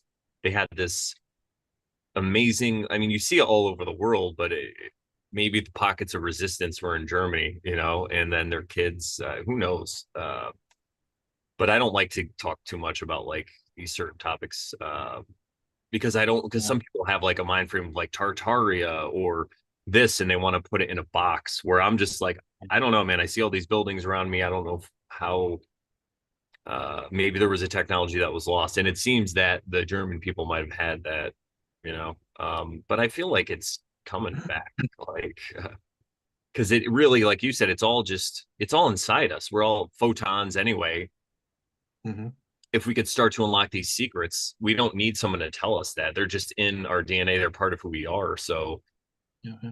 I feel like we'll be able to, and we'll be onto airships again. I really, and this is something I didn't start, but so many people want airships again, and I really feel like we could just, let's make airships great again. Everybody's all I want to say. The the World Economic Forum um, uh, has plans of creating big airships again for cargo and stuff like that. I always like on my LinkedIn. I always watch the World Economic Forum. I would highly suggest that everybody makes an account and gets on their newsletter and all. I mean, there's a certain tier that's for free, and then you have to pay a lot to get into the meetings and all. But it's very interesting, like everything that's interesting nowadays, technology wise, and so is siphoned through the World Economic Forum, for example. Um, but yeah, that's I think the most interesting thing with Dune, and especially the Bene Gesserit, is what can it tell us about our lives, about this world? And everybody's like talking about the Jesuits, for example, and probably the name has something from the Jesuits. Um, in another talk, I already mentioned the name of how's the guy's name? I don't remember. His YouTube channel is Let's Talk Religion, and he has a recent video where he talks about Dune a bit and the Islamic terms, and he talks about what the Bene Gesserit means. So there is an Arab meaning to that. So maybe it's the Arab meaning, and maybe it's the Jesuit meaning as well. Hi, my name is Philip. Yeah, Philip Holm or Yeah, so. there it is, Philip. I clicked on his page and it came up. I'll share the screen. That's so funny that he just said his name right away. And he has amazing music. I think he's such a likable guy, really. I I enjoy all the videos he does. It's really yeah. I mean that's the thing, it's not taking anything away to promote somebody else. It's just adding to it. And I can highly suggest everybody to look at his works. Um yeah. And yeah, I don't know, with the Jesuits and all, because I think that's the thing that people get stuck up on or hung up on with the Jesuits. And there's a lot of things. It's Yeah. give us a boy until his seventh year, and then he belongs to us forever. And there, for example, I studied when I studied philosophy. I only have contact with one guy still, and he was just, oh man, out of this world. Very smart, very. He had something dangerous in him, man.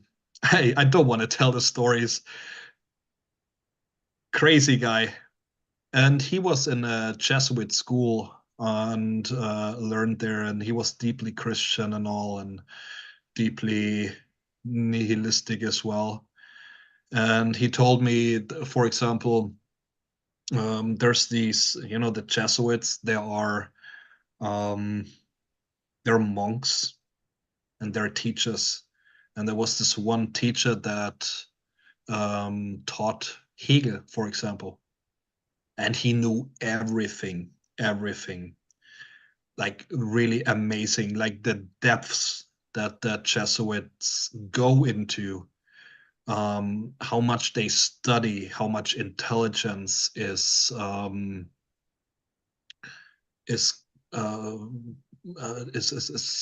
put together. It's an endeavor, man. It's an endeavor, and to me, it's not clear how or what they want. And I guess maybe I'm not sure if they're the bad guys. Just like the Bene Gesserit. I don't know what's good and bad, right? I mean, if survival of the race that we belong to is their goal, I don't know. You know, I mean, look at geopolitics. It's not about the individual anymore on a certain level. It's all about the bigger picture, and I don't know. But the Jesuits, or what I heard about them, like from people who were subjected to it, they are they're taking knowledge seriously, And I mean, once we were at some weekend seminar on Hegel, and the Hegelian dialectic and all, which is so bad. Oh yeah, the Hegelian dialectic. Yeah. Man, no. If somebody says, yeah, oh, the Hegelian dialectics is the root of all evil, then it shows that there has to be more learning has to be done, more understanding, because it goes deeper than that. And I had the honor to meet like the professor that used or is called like the absolute pro on Hegel, like he's the last word on it. And there were so many things that he couldn't comprehend about it. There's, for example, a book. Can I find it? I can't find it. Give me 1 second. All right, cool. I'll take time to say what's up to the chat. What's going on? I'll bet Base Jeff can do the best Arnold Schwarzenegger impression ever. I don't know. He's got some tough competition over. Get to the chopper. The Jesuits also have a habit of replacing a local mythos with a mythos that ties in but benefits the aims. Sounds like the Bene Gesserit there. Maybe that's what. Oh yeah, go here. I'll pin you so then everyone can you read that. Yeah, there it is. What's it say? Kind of read it. Hegel and the Hermetic tradition. Yeah, and it's basically yeah, there's so much more to these philosophies and all, and yeah, I just like to show that book because it's one of my favorites. But yeah, it's this thing that through stories and some lore, we in a story we can accept that the Bene Gesserit, for example, that they're not the bad guys. We can see everything from a different angle, as an observer. And then we are like, oh yeah, it's not like that. Maybe they're not bad, they're good, they're this or that. It's all a bit different. But when we come into the real world, then we have our crystallized picture. And doing the Arnold, I don't know. He's Austrian. I'm German. It's a difference. Yeah, how dare you, sarcastic. We're like, you racist bastard. Yeah. He's gonna love that one. Um, He said earlier he's got pictures of me in the eagle's nest. He's like, he's gonna use them. I was like, thank God Photoshop exists, because I've been to, he used to yeah. live in Colorado, and I've been in the basement, and there's some things on the wall. We got some pictures. It was fun. But yeah, Yeah. Yeah, I mean, I'm just babbling. didn't mean to derail you there. No, what was I gonna say? I think there's so much more to be added, because I feel like what happened, we had all these great philosophers and thinkers and talkers and all this stuff. And then we had this period where, yeah, there you go. We had this period where I'm covering one of my eyes while he eats the grapes. Like, you guys, you read into that. We had this period of it's kind of like how everyone says, the history books after the 1800s, they're just like, wait, what? Everything got changed, and there's like this different story now. So we had this whole few generations of people that weren't really getting, they might have been talking about this stuff, like ideas of Jung and Nietzsche and Hegel. And, I'm trying to think of some other cool names that I could say that would be like, because Michael Tessarion, he talks about a lot of those guys too. But anyway, I feel like that conversation, it was going on behind the scenes or whatever, because it wasn't getting any play in the media, the books weren't really getting the circulation. But now with the advent of the internet, people like us can look at this stuff, and now we could just break it down into simpler terms, and we could connect all these dots, because some of these people didn't even know about the other people's work. Now we have all this work at our disposal to look at, and then so I love that. I'll praise your endeavor to do that. I feel like, especially if we get sarcastic warlock here in on the chat, we could start talking about some of these ideas, break them down. Like, sounds like a lot of fun. Yeah. I think we're breaking some ground here. Look at that. See, it's a comedy show. It's labeled a comedy show, but you guys are learning things. See, I slip it in there. That's all fun and games, Nothing of what I said is true, of course. Yeah, it's all. This is a comedy podcast, everybody. That's why I'm a comedian, and I label it as a comedy podcast. So yeah, we're just man. joking. I'm just thinking, and I cannot think of a way of doing the Austrian dialect now. It's just totally locked in chain. I could do the you want get to the chopper. Oh yeah, Austrian death machine, right? Oh, it's the greatest thing. The first Conan movie, where he falls into the grave and he's like, ow, ow, ow, ow. Oh. Come with me if you want to live. And of course, the famous "I'll be back." I'll be back. I'll be back. Be Beethoven, and we'll have a symphony. Yeah, I'll be back. Get to the chopper. Exactly. There you go, Sark. Deep cuts for my friend. All right, like, I guess we could wrap this up. We're getting close to the 2 hour mark anyway, and I think we kind of, anything we don't cover here, we can cover in future episodes, but we'll just focus them on other parts of the Bene Gesserit. And then I have one more quote here. We could just leave everybody with this lovely Dune quote. Here we go. This is I'll probably read this again and I have read it before in podcasts, but I will again. Let's see. I am on this one. In my estimation, more misery has been created by reformers than by any other force in human history. Show me someone who says something must be done, and I will show you a head full of vicious intentions that have no other outlet. What we must strive for always is to find the natural flow and go with it. The Reverend Mother Teresa, Conversational Record, DG File GSXXMAT9. And that's from Heretics of Dune by Frank Herbert. Yeah. I think that quote kind of speaks for itself, everybody. Right? It's not about reforming in my opinion, I'll just say in my opinion, it's not about reforming the whole world, but just yourself. Look within, and as you do it, the world changes just a little bit, and then somebody else that sees you do it might want to do it too. So the natural way, I think, is important to focus on with that quote.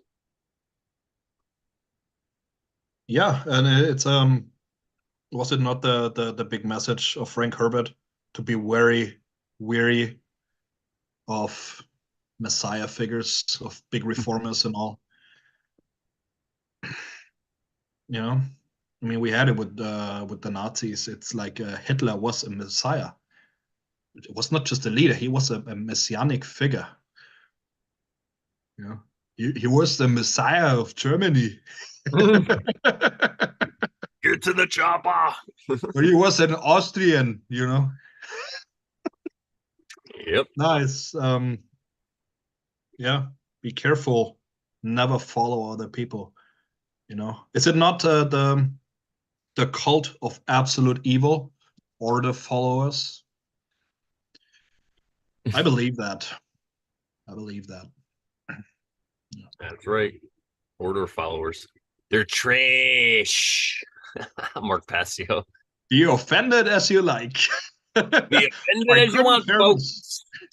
Order followers are trash. I want to get him on my show. I'm so close. I'm so close. I've met him. Yeah. I've like talked to him. That's crazy. But invite him. It's so hard to well, it's so hard to contact him. He had another guy he was going through, was booking his show. I talked to him. But I'm going to be talking to another guy that's in that realm soon, and I think I'm going to get it hooked up. But yeah, I'd love to have him on the Oversharing show. It'd be fun to talk about things. But yeah, well, thanks, dude, for taking this time, and everybody look forward to more of this stuff because we're going to keep talking to Dune till we're blue in the face. And go check out the show, that Sarcastic Warlock. I mean, I talked about him so much, so go check out the show we just did about the eclipse. It was a eclipse pre-show. It's right here on the Brandon Bonanza podcast. And also we have a great episode coming up tomorrow over the Oversharing show with Joe P, who's friends with Ben Jefferit. They're friends. Joe P is going to be on talking about Myers-Briggs. We have slides. It's a breakdown. It's really good.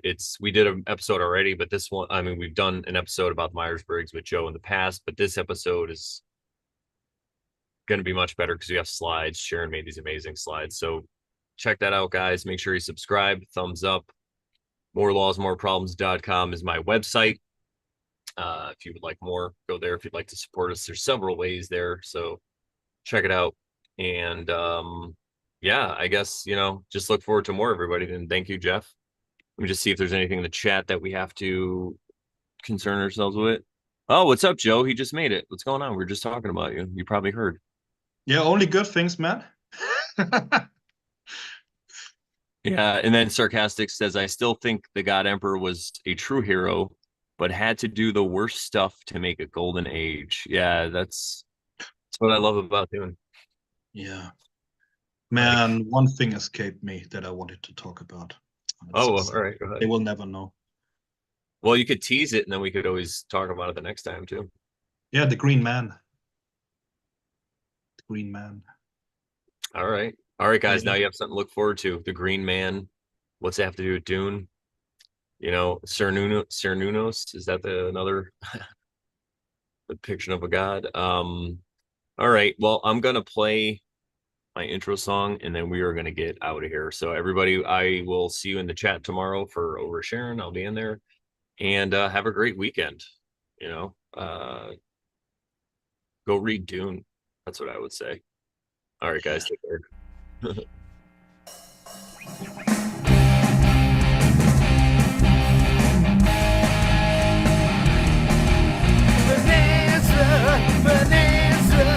we're hanging out. It's the Brandon Bonanza show. Bonanza, we're hanging out on the Brandon Bonanza show. Hanging out on the Brandon Bonanza show. Yeah. Yeah. See you later. All right. We're done.